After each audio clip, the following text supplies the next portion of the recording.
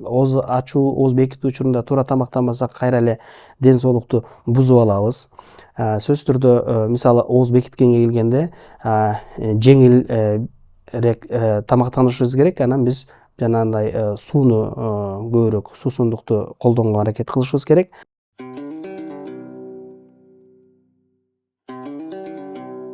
Саламатсызбы урматтуу биринчи байлык ден соолук каналынын көрүүчүлөрү. Бүгүн сиздер менен Рамазан айы жөнүндө жана Рамазан айындагы орозо тутуу жөнүндө, анын ден соолукка кандайча пайдасы бар, кандайча зыяны бар, ошол жөнүндө врач менен, адис менен сүйлөшөбүз.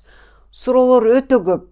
Анткени буга чейин биз Instagram баракчабызга, мен өзүмдүн баракчама ошол жөнүндө койгондо көп суроолор болду. Ошол суроолорду берүүгө мен аракет кылам. Бүгүн биздин студиябызга Авиценна клиникасынын башкы врачы Назар Маметазим уулу келди. Саламатсызбы дагы бир жолу, Назар мырза. Назар мырза, Рамазан айыңыз кут болсун. Ошону албетте баарыбызга эле бардык биздин көрүүчүлөргө да тилеп кетебиз, Рахмат, баарыңыздардыкы дагы. Назар мырза, ушу сиз өзүңүз жөнүндө канчанчы жылы же быйыл элеби орозо кармап атасыз? Мен көп жылдан бери эле кармап келем.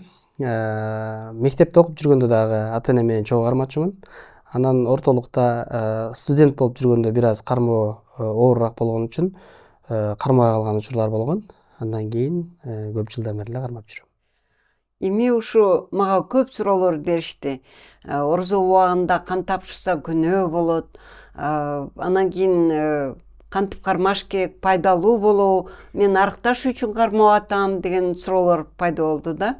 Анан адис катары сиз менен ушул боюнча маек куралы дедик, сүйлөшүпчү. Ооба. Биздин ушул маалымат берип атканыбыз дагы баягы элге сооп болот экен, ибадат деп коет экен. Назар мырза, ушул орозо убагында тамак ичпөө бул негизги эрежелердин бири эмеспи?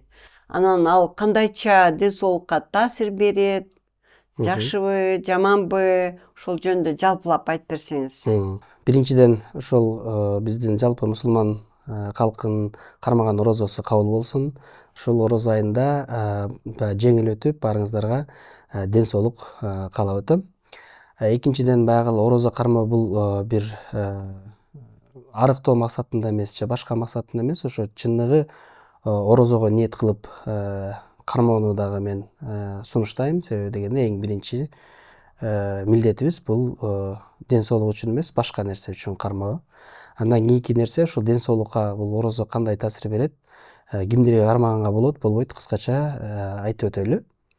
Биринчиден, бул орозо кармоо эгерде ден соолукка туура келсе, бул пайдалуу, организмде көптөгөн өзгөрүүлөр жүрөт, бул жакшы жагына жүрөт.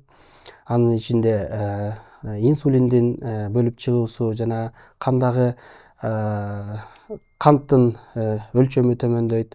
Ошондой эле жанагы организмде зат алмашуу тездейт. Бул баягы организмге жакшы тийгизген таасирлери. Анан орозо кармоодо сөзсүз түрдө алдын ала бул текшерүүдөн өтүп, дарыгердин көзөмөлүнөн өтүп, эгер кандайдыр бир өнөкөт оорулары же ошол учурда ооруп атса дагы дарыгерге кайрылып туруп, анан орозону баштоону сунуштайм.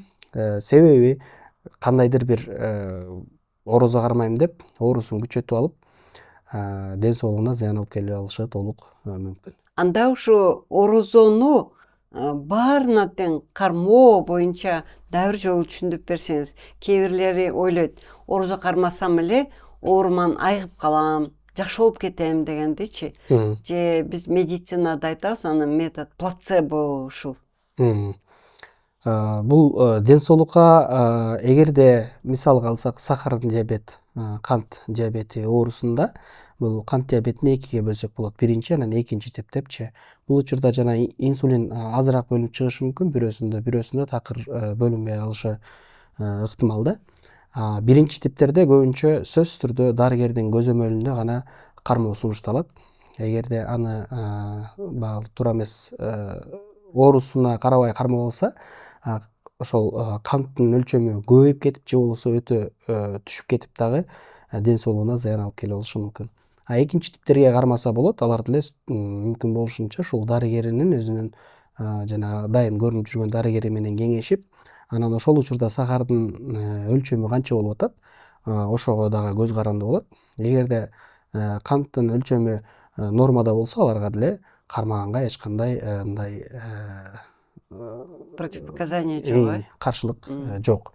Андан тышкары жүрөк оорулары, боор оорулары, өпкө оорулары, бөйрөк оорулары булардын дагы эгер ошол учурда жанагы курч кармаган учуру болсо, кармабай ошо ооруну дарылап туруп анан кармоо сунушталат. Эгер ошол өнөкөт оорулар болсо, өнөкөт оорусу кармаган учурда дагы бул орозону кармоону токтотуп туруу сунушталат.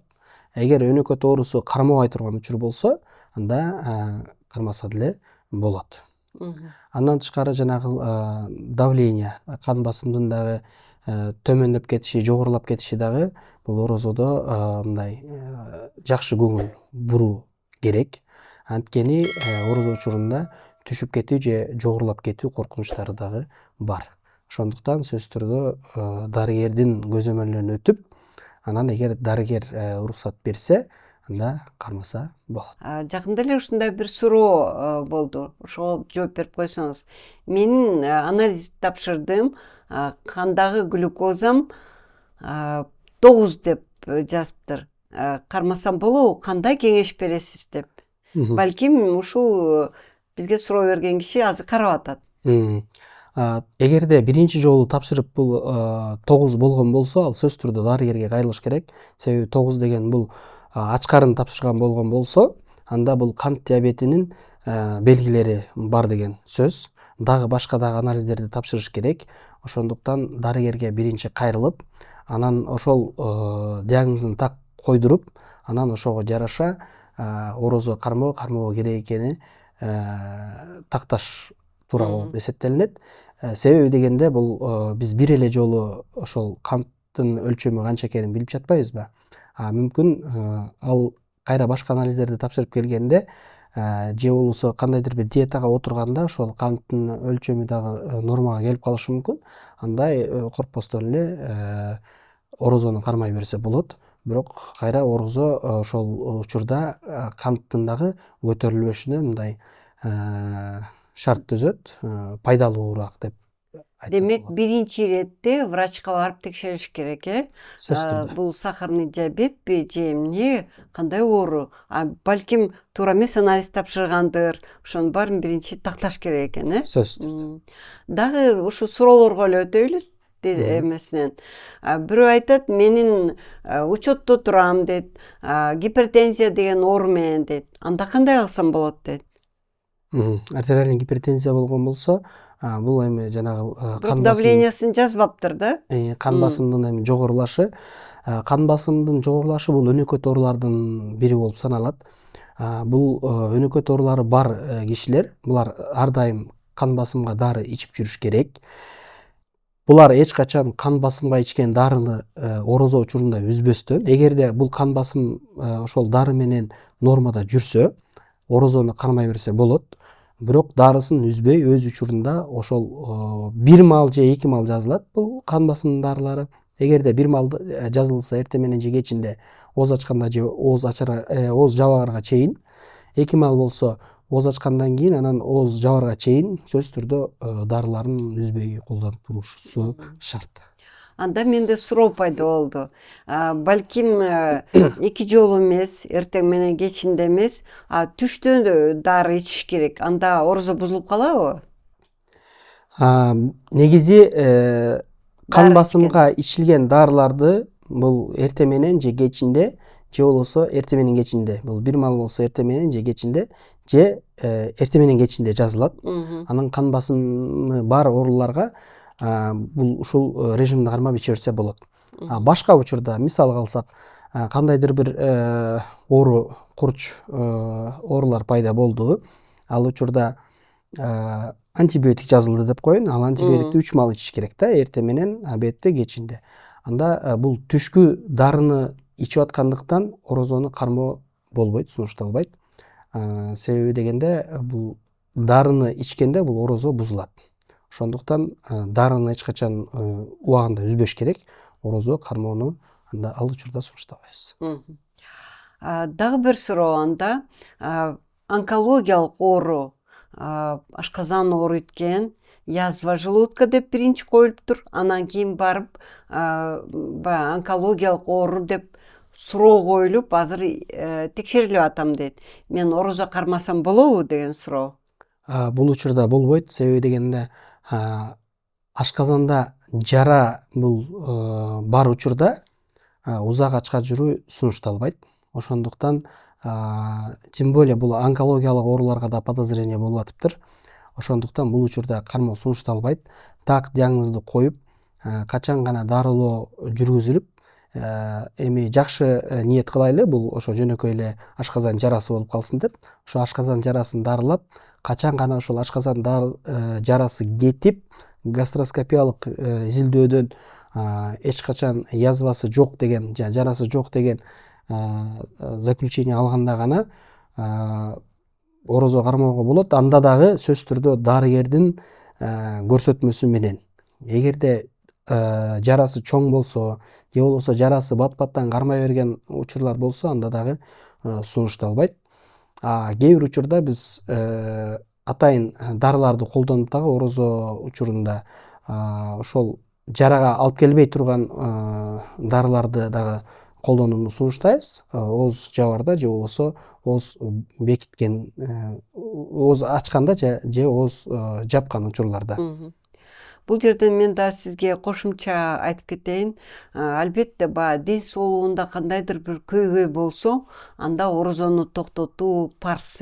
Анткени биздин алакабыз баягы ден соолукту аманат катарында берилген. Биринчи иретте ошо ден соолукту көзөмөлдөп карап жүрүш керек. Анан барып орозого баягы дитин коюу. Ооба, бул орозону деле эгер ден соолукка зыян алып келе турган болсо, кармаса, анда бул деле туура эмес болуп саналат. Биз сооп албай эле кайра баягы ден соолугубузга кыянаттык катары эсептелинет. Ошондуктан сөзсүз түрдө атайын кандайдыр бир көйгөйлөр болсо, дарыгердин гана уруксаты менен орозо кармоону айтып өтөйлү. Анан мындай суроо. Азыркы кезде сиз ушу Авиценна клиникасында башкы врач болуп иштейсиз. Менден сизге суроо. Ушул кезде анализ тапшыргандар кандай, баягыдай элеби же азайдыбы? Орозо учурунда бул жылда эле дарыгерге кайрылгандар жана анализ тапшыргандардын саны азаят. Көп учурда баягы анализ тапшырсак, бул оозду Мен ачып ушул коет. суроону сизге берейин дегем да. Эмне үчүн ошо орозо убагында анализ тапшырса күнөө деп айтылат ошол? Бул билбестиктен, негизи бардык уколдордун же болбосо жана астма укол капельницаларды деле алганга эч ким мындай тыюу салынган эмес. Бул эми мен эле айткан сөз эмес, бул атайын биздин өзүбүздүн алымдардын сөзү. Биз медицинада аралашып жүргөн үчүн ар бир кайсы учурда биз эмне кылсак орозосун бузобуз, эмне кылсак бузбайбыз деген нерсени биз баягы маалыматыбыз толук бар. Ошондуктан анализ тапшырган учурда кандайдыр бир уколдорду алса, капельницаларды алса, эч кандай орозо бузулбайт.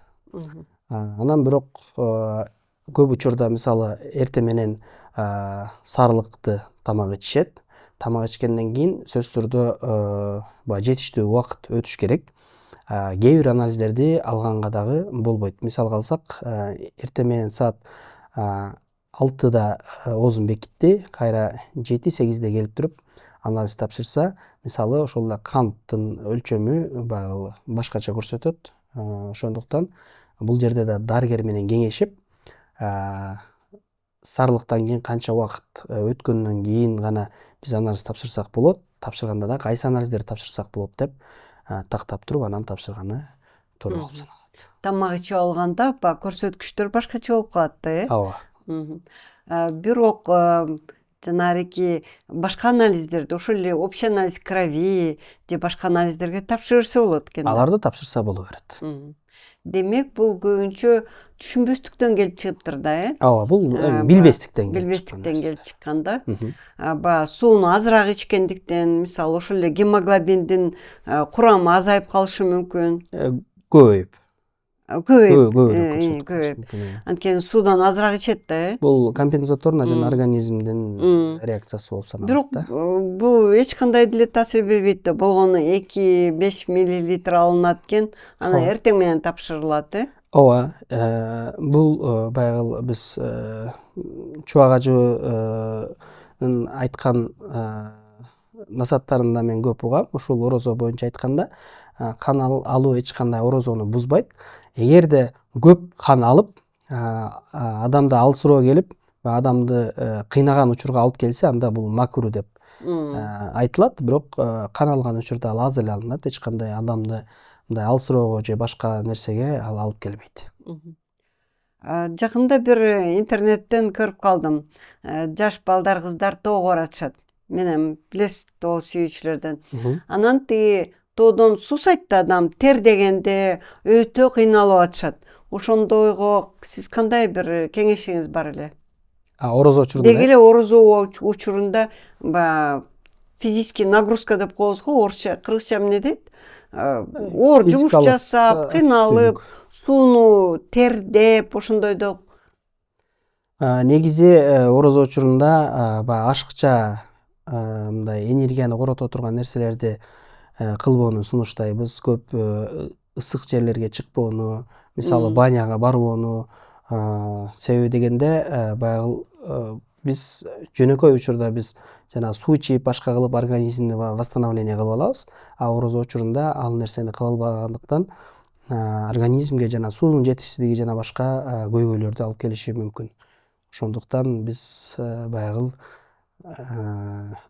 өзүн организмди кыйнап, мындай ашыкча кыймыл кылып же ашыкча оор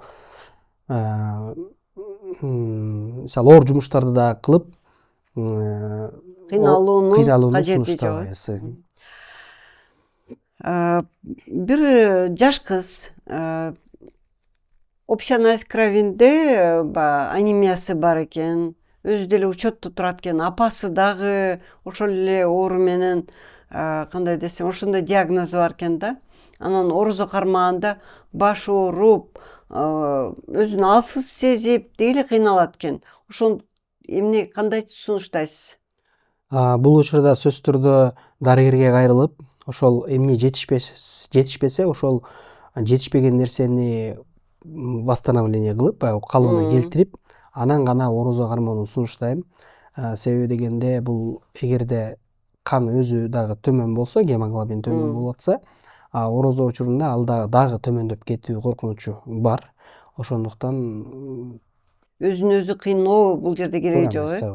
Туура эмес. Бул негизи шарият боюнча деле эч качан мисалы ден соолугуң ошол орозо кармоого туруштук бере албаса, анда кармоо бул сунушталбайт. Ал жакта деле алымдарыбыз деле айтып жүрүшөт, эгерде кандайдыр бир көйгөй болсо ден соолукта, дарыгерге кайрылып, анан дарыгер качан гана кармоого уруксат бергенде гана кармагыла депчи. Назар мырза, акыркы убактарда бизде бир өзүнчө бир убакта бир өзгөрүүлөр болот эмеспи? Тенденция деп коет. Кафелерге барсаң, кафенин баары тең эле, баары бош эмес. Бир эмне деп коет? Ифтар дейби? Азыр жаңы сөз чыкпадыбы, э? Ооз ачуу деп айта берели, ошону ооз ачуу, э? Мен отурат жанымда, айтат, мен дагы башка жака барат элем дейт. Анан кийин дагы бирөөнө барам дейт. Ошол боюнча сиздин оюңузду айтып кетсеңиз, деги эле ушу канчалык зыян, канчалык эрежелер жөнүндө? Негизи эле бизде баягы орозо учурунда и орозо эмес учурунда деле баягы ден соолукка мындай тамактануу эрежесин биз сакташыбыз керек. Айрыкча орозо учурунда. Орозо кармаганга чейин, мисалы, орозонун башында көбүнчө кыйналышат. Себеби бул орозого эч кандай даярдыгы жок эле келип туруп анан баштаганда дагы бул организмге стресс катары болот. Ошондуктан бул алдын ала жеңил тамактанып, атайын ошо орозого даярданып келиш керек. Анан орозо учурунда дагы сөзсүз түрдө ашыкча тамактануу, мисалы биз орозо учурунда арыктайбыз же башка деп дагы. Бизде эгерде ооз ачып алып же ооз бекитерде ооз ачкандан кайра бекитерге чейин биз толтура тамактарды жей берсек эч качан арыктоо жүрбөйт, кайрадан эле салмак кошуп кетиши мүмкүн. Ошондой эле биз орозодо ден соолугубузга пайда деп атабыз. Эгерде ошол учурда ооз ачуу, ооз бекитүү учурунда туура тамактанбасак, кайра эле ден соолукту бузуп алабыз. Сөзсүз түрдө мисалы ооз бекиткенге келгенде жеңилирээк тамактанышыбыз керек. Анан биз жанагындай сууну көбүрөөк, суусундукту колдонго аракет кылышыбыз керек. Анан белоктуу тамактарга көңүл бурушубуз керек. Мисалга алсак ошол эле жумуртка жана этке окшогон нерселерди. Бирок ошондо дагы туура бышырып, аларды куурбастан, атайын бууга, сууга бышырып, баягы туура бышырып, туура тамактануу эрежелерин колдонуу, ооба, витаминизированный кылып, түрлүү кылып. Андан тышкары атайын жанагындай мөмө жемиштерди колдонуу сунушталат. Чтоб организм биз баягы орозо кармаганда эптеп эле ошол орозонун учурун ачка өткөзүп жүрүү эмес, ошо ден соолугубузга дагы кандай пайдалуу, анан зыян алып келбей турган, ошондой эле кыйналбай турган эрежелерди сөзсүз түрдө сактабыбыз керек. Назар мырза, ушул орозо убагында кандай тамактарды ичүү туура эмес? Кандай каталар болот? Орозо учурунда биз мына эртең мененки ооз бекитүү учурунан баштасак, ооз бекитүү учурунда эле туура эмес тамактанууда эмне ката кылышат? Булар көбүнчө туура эмес тамактарды колдонулушат. Ошол эле мисал алсак камыр тамактар ката болот, ошол? Ооба. Көбүрөөк Ак нанды колдонушат, же болбосо кандайдыр бир майлуу тамактарды жешет, же болбосо этти кууруп, жумуртканы кууруп колдонушат, таттууларды колдонушат. Андан тышкары газдалган суусундуктар, ошондой эле энергия алабыз деп атайын энергетиктерди ичкендерди угуп калабыз. Мунун баары туура эмес. Же тамактанбай коюу такыр эле. Же болбосо эртең менен ошол жалкоолонуп, баягы саарылыкка турбастан эртең мененки ооз бекитүү учурду өткөзүп жиберүү. Анан ашыкча тамакты жеп алуу, кечке чейин мен ачка жүрөм деп. Бул учурда ашказан негизи жарым 3 бөлүккө, 1 бөлүгү абадан, 1 бөлүгү суудан, 1 бөлүгү тамактан. Негизинен ашказанды баягы жалаң тамакка толтуруп алышат дагы. Анан тамактанып бүтүп барып туруп кайра жатып алышат. Себеби азыркы учур баягы эртерээк ооз жабылат дагы. Анан жумушка барганга чейин же башка жакка барганга чейин убакыт болгондуктан 1-2 саат болсо дагы уктап алайын деп жатып алышат. Бул учурда дагы бул организм ошол ичкен тамакты аш кыла албай кыйналат. Ден соолукка бул зыян алып келет. Анан ооз ачкан учурда сиз айтып өткөндөй азыр мода болуп кетти. Ифтарга деп бир күндө 2-ден 3төн киши чакырат, бирине барат, экинчисине барат, үчүнчүсүнө барат. Ал жака барганда сөзсүз түрдө майлуу тамактар, зыяндуу тамактар, камыр көп колдонулат, таттуу тамактар, мисалга алсак жанагындай атайын печеньеге окшогон конфеттер коюлат, ошонун баарын колдонобуз. Анын артынан биз аш кылабыз деп коланы ичебиз. Ошондуктан мунун баары баягы туура эмес. Анын баарын ичип туруп кайра келип анан кайра эле толгон ашказан менен кайра уйкуга кетебиз. Менде мындай суроо пайда болду. Сиз ошол коланы ичесизби? Таттуу тамактар жейсизби? Мен орозо учурунда бул такыр эле колдонбойм, колдонбогонго аракет кылам. Башка учурда анча-мынча колдонуп калган учурум болот. Биз эми врач болгондон кийин башкаларга сөзсүз түрдө үлгү болушубуз керек. үлгү болушубуз керек. Анан көпчүлүк жерде дагы мен баягы Байкайсызбы ошондойду? ошондо байкайм. Элдерге дагы ошону колдонбоого, эгерде кандайдыр бир оорулары болсо, аларга да такыр колдонбоону сунуштайм. Мага сиздин айтканыңыз аябай жакты. Жана андай мода болуп кетти депчи, бири ооз ачуудан экинчисине, үчүнчүсүнө чакырып, ошо улам тамак иче берген өзү эле күнөө да. Туура. Жана ушул орозо боюнча Чубак ажынын айтканы бар эле. Ооз ачарга чакырасыңар, койду соесуңар, тамакты укмуш жасайсыңар, бизге анын эч кандай кечке анан ооз ачардан уктаганга чейин тамак жеп туруп барып анан жатканга мажбур кыласыңар депчи. Мага болсо жарым сааттык эле отуруп баягы жеңил тамактанганга эле ооз ачырсаңар болот, коюңардын да башкаңардын кереги жок депчи. Ошондой эле бул медицинада деле ошондой. Ушул жарым сааттын ичинде жеңил, бирок туура тамактарды колдонсок, ден соолукка дагы эч кандай баягы зыяндыгы тийбейт. Негизги эле максаты тазалануу орозо убагында өзүнчө бир тартип болуш керек. Ооба. Биз ошол тартипти баягы сыноону бузган үчүн ушундай болуп атат да. Эң туура бул жана ачка жүргөн учурда негизги биз баягы жаңы тамак ичкенде бул глюкоза, кант деп айтайлы, организмге келет. Бул кант как энергия катары жумшалат дагы. Анан кийин узагыраак тамак ичпей жүргөндө организм өзүндөгү жанагы ашыкча канттарды, запастагы канттар деп коебуз, ошолорду иштетип баштайт, ошону колдонот. Алар дагы түгөнүп баштаганда бул организмдеги жанагы майларды, анын ичинде ошо зыяндуу майларды иштетип баштайт. Бул канга түшүп, кандан боор аркылуу синтезделип, кетон телосуна айланып туруп, анан бул ошол кайра эле канттын кызматын аткарып, организмге кандайдыр бир баягы энергия берип, адамда эч кандай мындай алсыроо же башка болбой энергичный алып жүргөнгө бул жардам берет.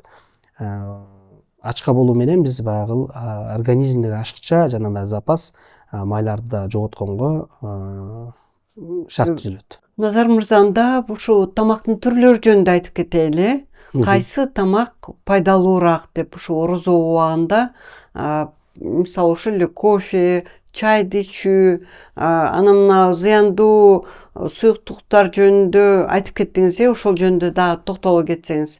Анан мына азыр этти канча жеш керек, же көбүрөөк камыр оокатынбы, же жашылча жемиштиби? Буларга токтоло эле. Туура тамактанууда биз айтып өткөн нерселер майлуу нерсе, куурулган нерсе, ачуу нерселер, камыр, ушуларды анан таттуу нерселерди дагы баягы колдонбоого аракет кылуубуз керек. Чектөө керек, Ооба.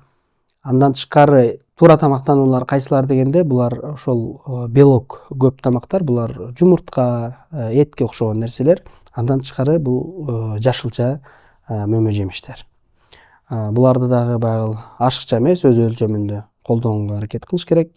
Эми өлчөмдү биз баягы ар бир адамдын өзүнө жараша болот.